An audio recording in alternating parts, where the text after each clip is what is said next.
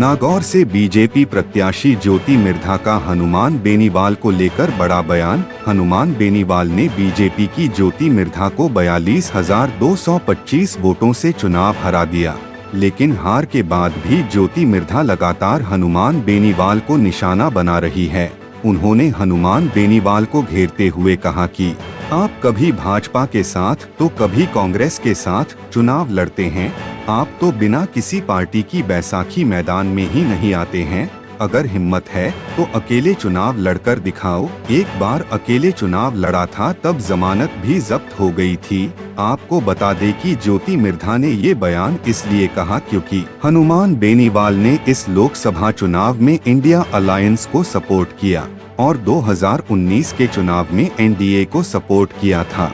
लेकिन दूसरी और बात ये भी है कि ज्योति मिर्धा ने भी 2019 का लोकसभा चुनाव कांग्रेस के प्रत्याशी और इस बार बीजेपी के प्रत्याशी के रूप में लड़ा था। तो अब सोचने वाली बात ये है कि हार की वजह पार्टी विशेष है या हनुमान बेनीवाल की बढ़ती लोकप्रियता। नागौर से बीजेपी प्रत्याशी ज्योति मिर्धा का हनुमान बेनीवाल को लेकर बड़ा बयान। हनुमान बेनीवाल ने बीजेपी की ज्योति मिर्धा को 42,225 वोटों से चुनाव हरा दिया, लेकिन हार के बाद भी ज्योति मिर्धा लगातार हनुमान बेनीवाल को निशाना बना रही है।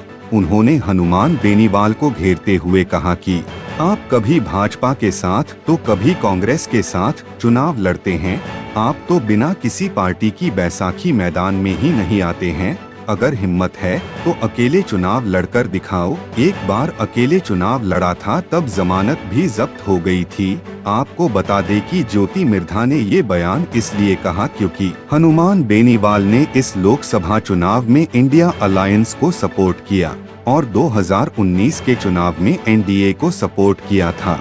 लेकिन दूसरी और बात ये भी है कि ज्योति मिर्धा ने भी 2019 का लोकसभा चुनाव कांग्रेस के प्रत्याशी और इस बार बीजेपी के प्रत्याशी के रूप में लड़ा था।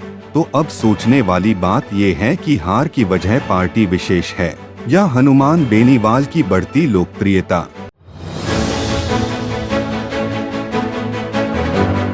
नागौर से बीजेपी प्रत्याशी ज्योति मिर्धा का हनुमान बेनीवाल को लेकर बड़ा बयान। हनुमान बेनीवाल ने बीजेपी की ज्योति मिर्धा को 42,225 वोटों से चुनाव हरा दिया, लेकिन हार के बाद भी ज्योति मिर्धा लगातार हनुमान बेनीवाल को निशाना बना रही है।